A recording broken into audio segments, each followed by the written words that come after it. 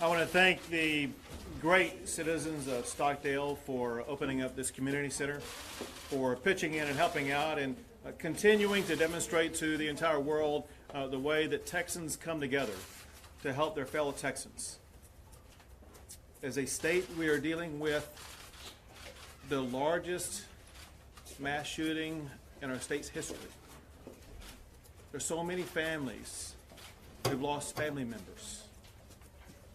Fathers, mothers, sons, and daughters. The tragedy, of course, is worsened by the fact that it occurred in a church, a place of worship, where these people were innocently gunned down. We mourn their loss, but we support their family members. We appreciate the first responders and what they've done to help respond to this challenge. They are continuing in their efforts as they put all the pieces of a very complex puzzle together to try to provide their community all the answers they need and deserve. Unfortunately, I'm sad to tell you, to confirm, at least at this moment in time, there are 26 lives that have been lost. We don't know if that number will rise or not. All we know is that's too many. And this will be a long, suffering mourning for those in pain. We ask for God's comfort, for God's guidance, and for God's healing for all those who are suffering. As governor, I ask for every mom and dad at home tonight that you put your arm around your kid and give your kid a big hug and let them know how much you love them, knowing that we support each other. Tell your friend and your neighbor that you support them and that you will work with them. I'm very proud of the way that we have so many people working together to respond to this. Already, in talking to the emergency team in Texas, it's reported that the emergency medical task force from San Antonio was deployed to help respond to the magnitude of this tragedy. San Antonio area hospitals and trauma centers have coordinated with regard to patient movement and patient care. The Red Cross has set up Family Assistance Center to help all families affected by this. One thing that is very important for everybody affected by this, whether you're a family member or non-family member, is that you avail yourself of counseling resources that will be made readily available in abundance.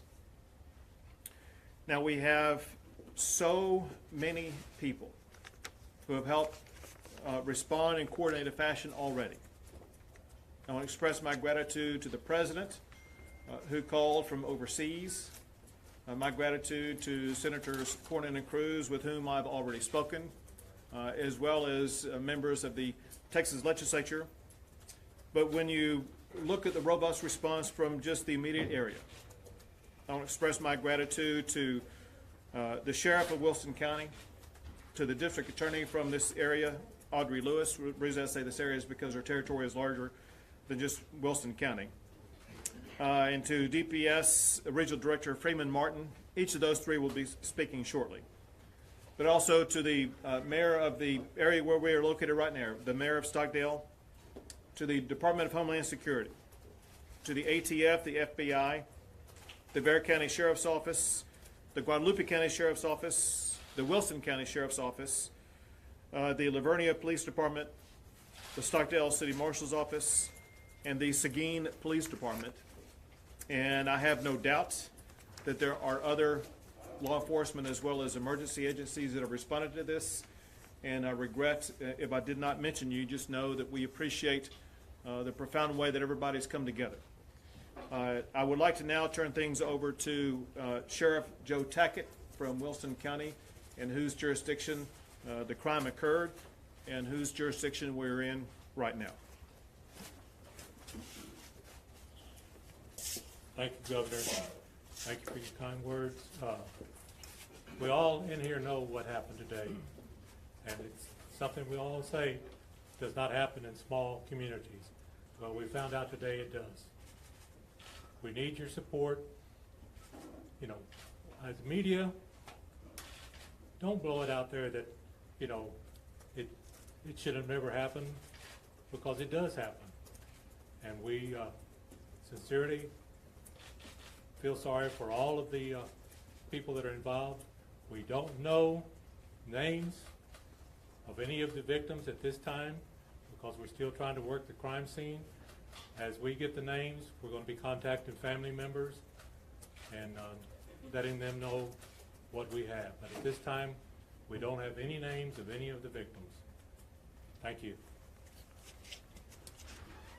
Thank you. Next is the District Attorney, Audrey Lewis. Thank you all. We know that you have lots of questions that you want answers to, but understand this. Our number one priority and goal is to the victims and their families at this point, and we ask that you respect that as well. We want to make sure to notify victims' families before media gets a hold of that information. It is critical to those families that if we have bad news to bear, they need to hear it before it's announced on the media, and we're going to try to work to ensure that that occurs. We have lots of law enforcement who are all working very well together with federal and local and state agencies, and we highly commend the professionalism that's occurring. But because we have to make sure that that crime scene is handled appropriately, it takes time. And unfortunately, that leaves a lot of victims' families wanting answers that we don't really have for them at this very moment. We will be updating them as soon as we have information and providing that information so that they have the answers they need to deal with either the loss or go to their loved ones who may be in the hospital. We appreciate the work of all law enforcement, and we appreciate you guys. We know that you're trying to get out information. We don't feel there's a threat that's continuing, and I think that the media's done a pretty good job of making sure that that's been pronounced to the public. But we are working very diligently both to inform the families and to preserve that crime scene and make sure that it's handled appropriately. So thank you all for your time. And next is DPS Regional Director Freeman Martin. Everybody here wants facts, wants information about what's going on, and we'd love to provide you more.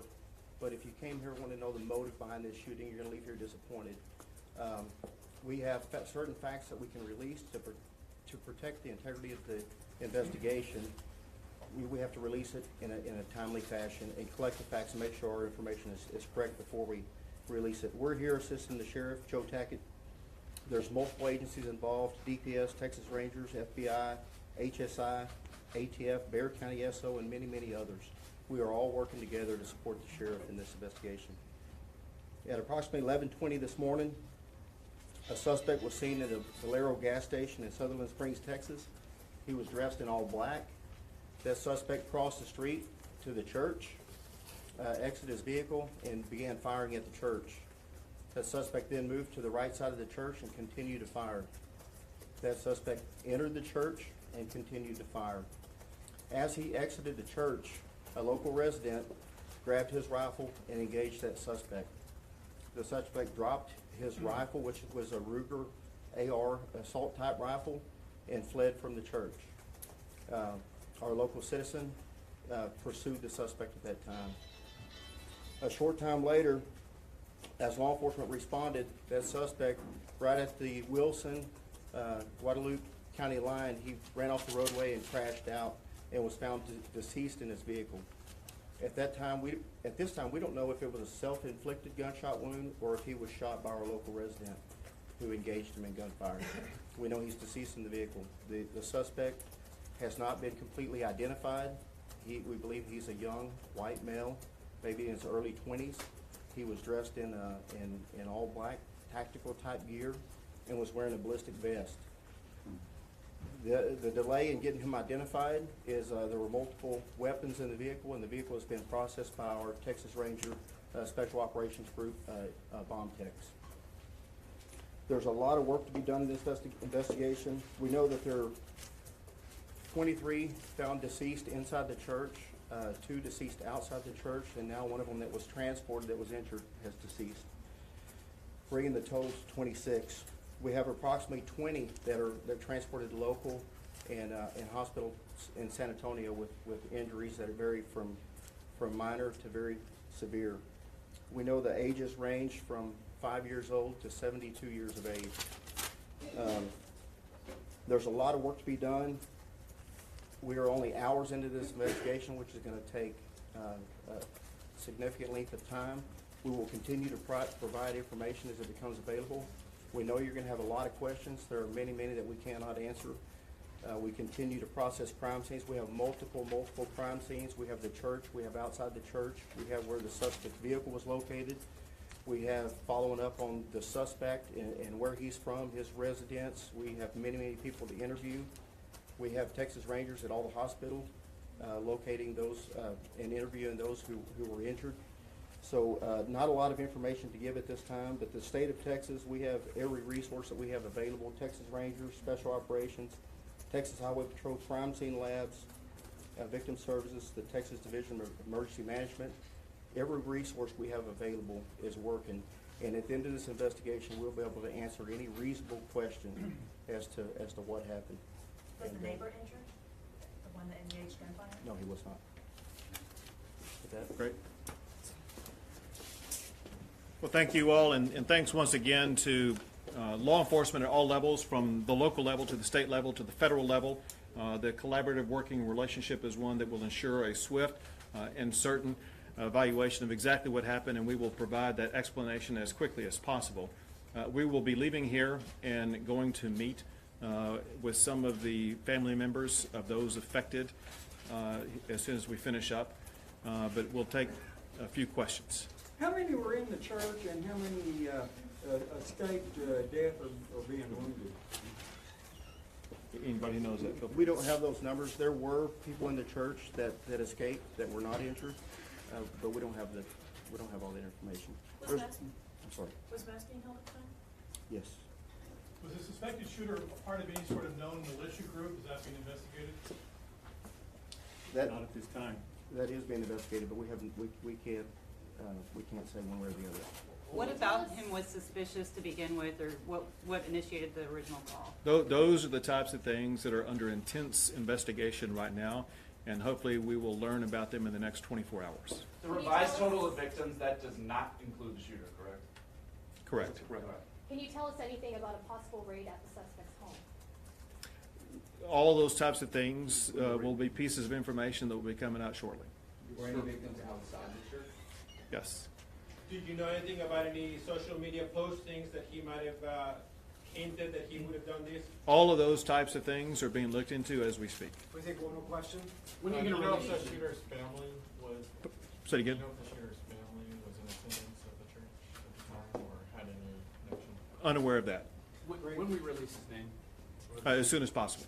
was he known to the community or was he an outsider? We will confirm that when we learn it. How can people help? Yeah, as I think you're realizing, there's a lot of information. We want to piece the puzzle together before we provide you any misinformation, and we want to make sure that we meet with the family members who are affected by this before we release information publicly. We hope to get this information to you as soon as possible. Thank you all very much. And the call that came in was an active shooter. There was no calls that came in of a suspicious person or anything before. So how did y'all know he was at the Valero? After the fact, we started investigating. Do you have the videotape from the service? No, they haven't gotten it yet. Is there video?